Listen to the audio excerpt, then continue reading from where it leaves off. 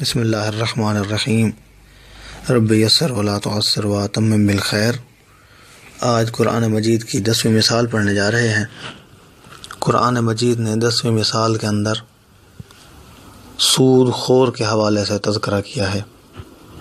ارشاد رب العزت ہو رہا ہے الذین یأکلون الربا لا یقومون الا کما یقوم الذی یتخبطہ الشیطان من المس، کہ جو لوگ سود کھاتے ہیں وہ قیامت کے دن سیدھے کھڑے نہیں ہو پائیں گے، ایسے ہی ہوں گے جیسے وہ آسیب زدہ ہوں، ایسے ہی ہوں گے جیسے وہ دیوانے ہوں، پاگل ہوں، وہ اپنا وزن برداشت نہ کر سکتے ہوں گے، لڑکھڑا کے چل رہے ہوں گے، گر رہے ہوں گے، پڑ رہے ہوں گے۔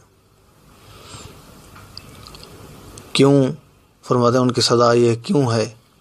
قرآن مجید کا ارشاد ہے ذالک بأنہم قالوا انما البیع مثل الربا، یہ سزا ان پر اس لیے نافذ کی گئی ہے کیونکہ وہ کہا کرتے ہیں کہ جو بیع و شراء ہے، جو خرید و فروخت ہے، وہ بھی تو ربا کی طرح ہے، وہ بھی تو سود کی طرح ہے۔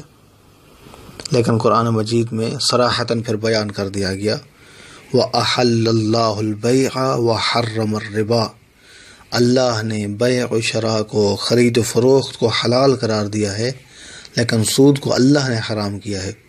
اور جب اللہ نے حرام کیا ہے تو اللہ کے مقابلے میں استدلال کرنے والے، اللہ کے مقابلے میں سود کو جائز قرار دینے والوں کی یہی سزا بنتی ہے۔ فَمَنْ جَاءَهُ مَوْعِظَةٌ مِّن رَبِّهِ فَانْتَهَا، جس کو پتہ نہیں تھا وہ سود کا کاروبار کرتا رہا اور اس کے بعد پروردگار کی طرف سے نصیحت آ گئی، فَانْتَهَا فَلَهُ مَا سَلَفَ، تو جو گزر چکا وہ گزر چکا، وَأَمْرُهُ إِلَى اللَّهِ، اس کا معاملہ اللہ کے سپرد ہے، اللہ غفور الرحیم ہے، اللہ اسے معاف فرما دے گا۔ وَمَنْ عَادَ فَأُولَٰئِكَ أَصْحَابُ النَّارِ هُمْ فِيهَا خَالِدُونَ، لیکن اس کے باوجود بھی اگر کوئی بندہ سودی کاروبار کرتا رہا ہے، سود کے کاروبار میں ملوث رہا ہے، تو وہ اس کا ٹھکانہ جہنم ہے اور اس کے اندر وہ ہمیشہ سے رہیں گے۔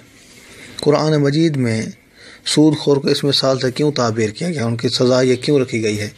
کیونکہ قیامت کے دن جو سزائیں ہیں وہ انسان کے گناہوں کے ساتھ مطابقت رکھتی ہوں گی، جس قسم کا گناہ ہے اسی قسم کی سزا ہے۔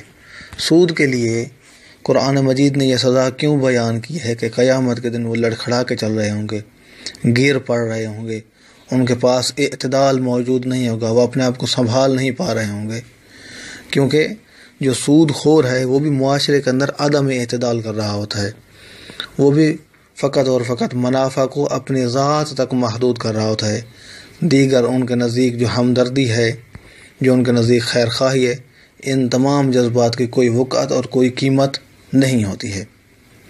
اسی لیے قرآن مجید نے بھی شدت سے سود خور کی مذمت کی ہے اور سودی کاروبار کی مذمت کی ہے۔ پیغمبر اسلام اور معصومین علیہ السلام نے بھی مذمت کی ہے۔ تبرکاً پیغمبر اسلام صلی اللہ علیہ وآلہ وسلم کی ایک حدیث پڑھ لیتے ہیں۔ پیغمبر اسلام صلی اللہ علیہ وآلہ وسلم کا خطبہ ہے، سفینۃ البحار سے پڑھ رہا ہوں، مستدرک سفینۃ البحار سے۔ پیغمبر اسلام فرماتے ہیں من اکل الربا ملأ اللہ عز وجل بطنہ من نار جہنم بقدر ما اکل، جس بندے نے سود کھایا ہے اللہ اس کے پیٹ کو جتنا کھایا ہے اتنا جہنم کی آگ سے بھر دے گا۔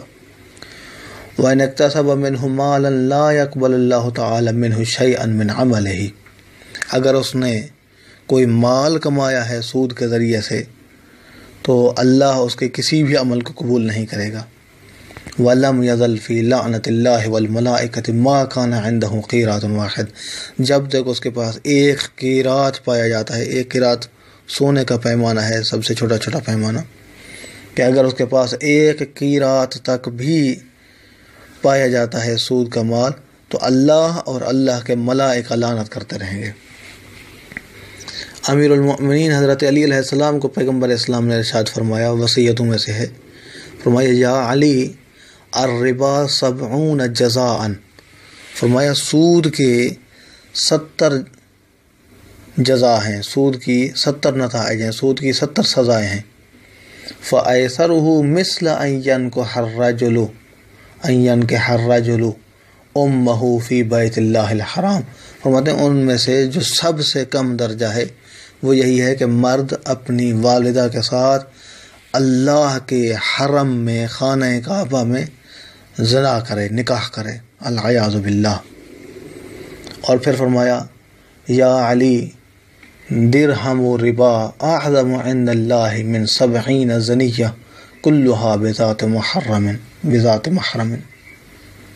فرمایا سود کا ایک درہم اللہ کے نزدیک جو اپنے اوپر حرام کی گئی ہیں، جو محارم ہیں، ماں ہے، پھوپھی ہے، ذات محارم کے ساتھ 70 زنا سے بھی زیادہ ہے ایک درہم سود کا۔ اور اسی قسم کے بہت ساری روایات ہیں جو اسی قسم کے معانی کو بیان کرتی ہیں۔ دعا ہے کہ اللہ کے ذات ہمیں اور ہمارے معاشرہ کو سود کی لعنت سے محفوظ فرمائے، صحیح اسلامی تعلیمات پڑھنے، سمجھنے، ان پر عمل کرنے کی توفیق عطا فرمائے۔ اپنا بہت سارا خیال رکھیے گا۔ محمد نقی جسکانی کو حوزہ علمیہ نجف اشرف سے شیعہ پوائنٹ سے اجازت دیجیے۔ والسلام علیکم ورحمۃ اللہ وبرکاتہ۔